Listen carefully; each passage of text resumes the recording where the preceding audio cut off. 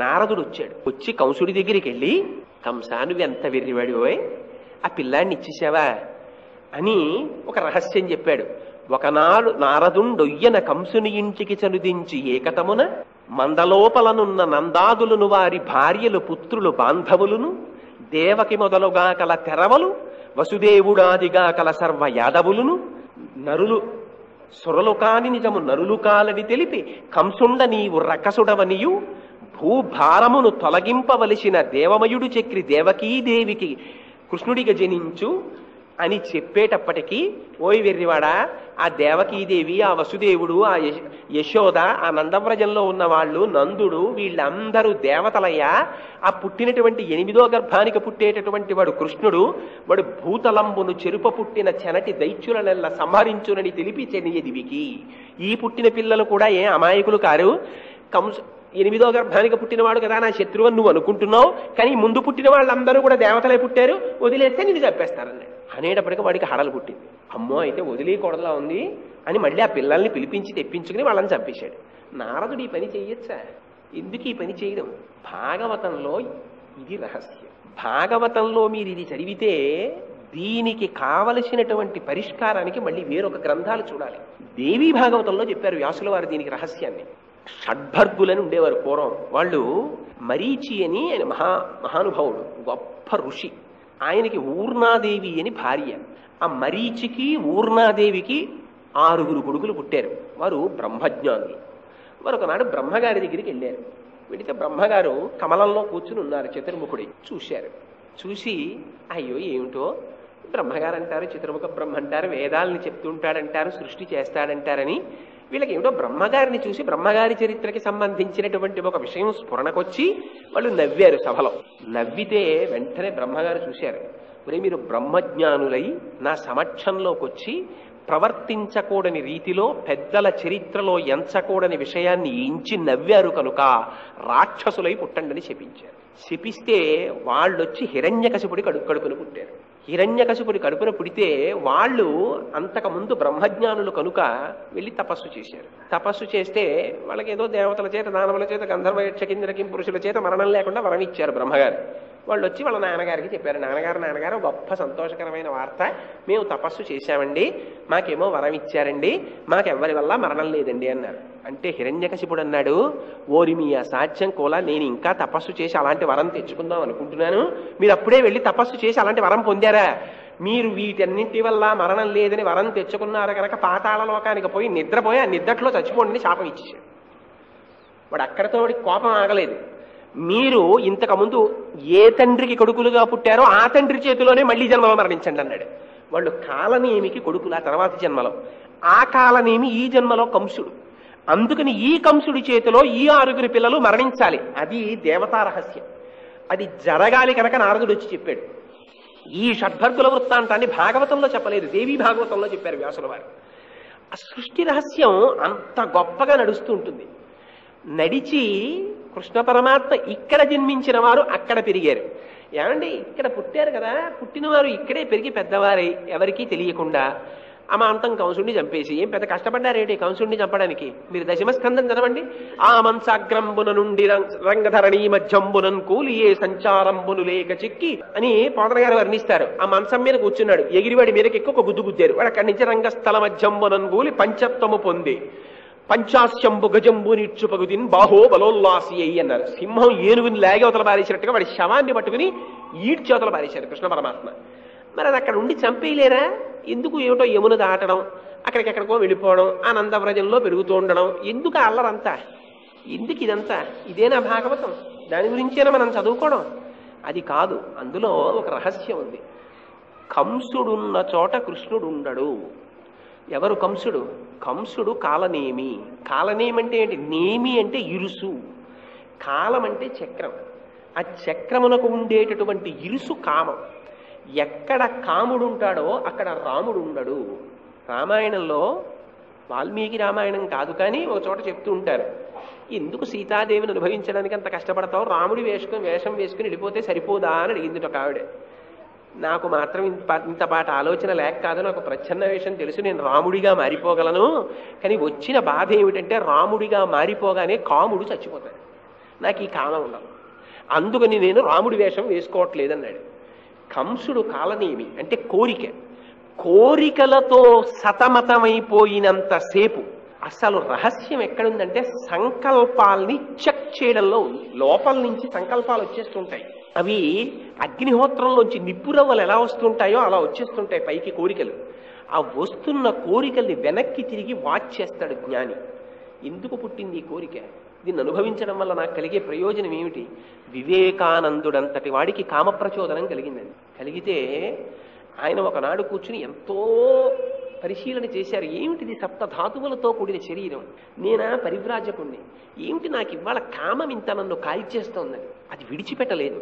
విడిచిపెట్టకపోతే అప్పుడు ఆయన ఏం చేశారంటే ఒక పెద్ద పెనం ఒకటి తీసుకుని అగ్నిహోత్రం మీద బాగా కాల్చి ఆ పెనం మీద కూర్చున్నారు. కాశీ పృష్ఠభాగం అంతా కాలిపోయింది. ఏమిరా, ఇది మనస్సుతో అనుభవిస్తున్న బాధ, అది మనస్సుతో అనుభవిస్తున్న సుఖం. ఏమిటి రెండింటికి తేడా? రెండు అనుభవించేది మనస్సు చేతే అని తన మనస్సుని వెనక్కి తిప్పుకున్నారు.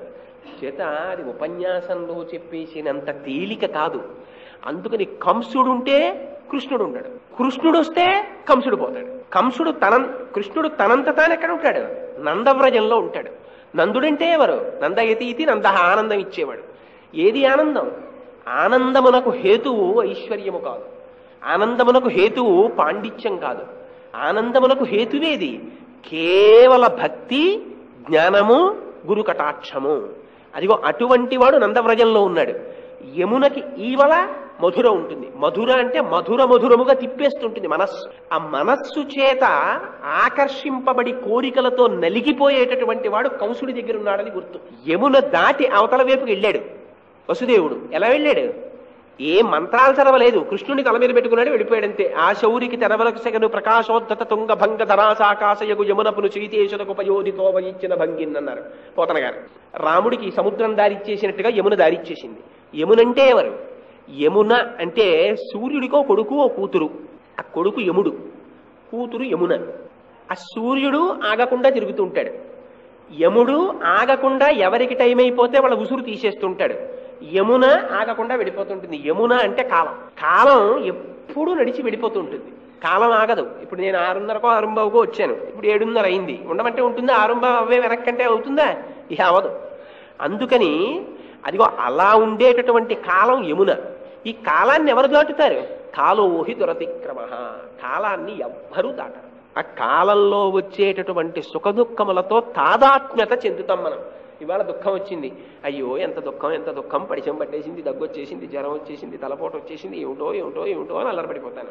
రేపు పొద్దున్న చాలా సంతోషంగా ఉంటుంది, ఏదో మంచి వార్త వింటాను, అబ్బో ఎంత సంతోషమో, నా అంతటి వాడు లేడు, నేనే ఇంద్రుడిని, నేనే మహేంద్రుడిని అనుకుని పొంగిపోతాను. ఇవి ఎక్కడి నుంచి వచ్చాయి? రెండు కాలంలోంచే వస్తాయి. ఈ కాలంలో మనసుతో తాదాత్మ్యత చెందుతాం, సుఖదుఖములతో మళ్ళీ కర్మలు చేస్తుంటాం, మళ్ళీ పుడుతుంటాం. కానీ ఆ కాలమును దాటినది ఎప్పుడు దాటాడు వసుదేవుడు?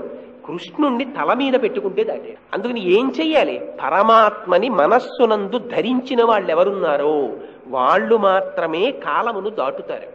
అందుకని కృష్ణుడితో అనురక్తి అంటే ఏమిటి? సర్వకాలముల యందు కృష్ణుడితో కలిసి ఉండడమే.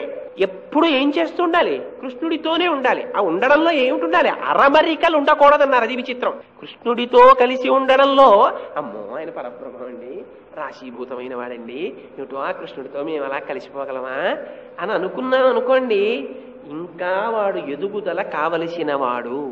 భక్తికి హద్దులు లేవు, అది తెచ్చేస్తుంది పరమాత్మని. ఎందుచేత ఈ మాట అంటున్నాను తెలుసా అండి?